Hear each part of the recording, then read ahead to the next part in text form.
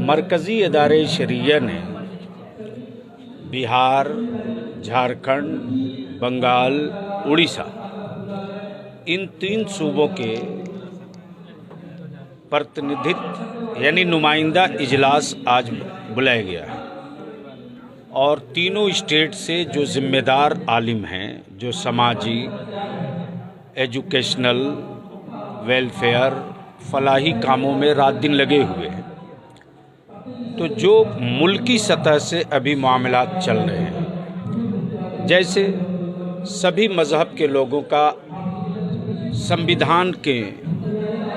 حصے میں یا سمویدھان کے انوسار سبھی دھرم کا اپنا ایک لا ہے، ہر دھرم کا لا ہے، اور سمویدھان میں سب کو آزادی بھی ملی ہے اپنے دھارمک کاموں کو کرنے کے لیے، اپنے دھارمک سمبل اور لباس کے ساتھ جینے کے لیے، اپنے دھرم کے پرچار کے لیے بھی، اپنے دھارمک شکشا اور تعلیم کے لیے بھی۔ لیکن اب بھی ادھر قریب 10-15 سالوں سے، 12-14 سالوں سے جو لگاتار ایک پریاس ہو رہا ہے، کبھی پیغمبر محمد صلی اللہ علیہ وسلم پر بلا وجہ کی ابھدر ٹپڑی کرنا، جس سے دیش میں اتےجنا کا ماحول ہوتا ہے، اور ہمارے دیش کے سمویدھان کی یہ ورودھ بھی ہوتا ہے، تو دیش کی جنتا کو ایک وشواس ہوتا ہے کہ جس پرکار سے اگر کوئی ویکتی ہمارے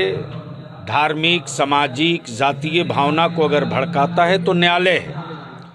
لیکن وہ چاہے 3 طلاق کا معاملہ ہو، چاہے وہ 3 طلاق کا معاملہ ہو، یا 3 طلاق کے بعد روٹی اور کپڑا کی بات ہو، یا آپ کے NRC کا معاملہ ہو،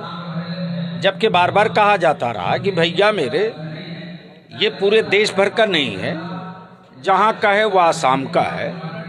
اور اس سلسلے میں بھی پورے ملک اور دیش میں ایک معاملہ کریٹ ہوا۔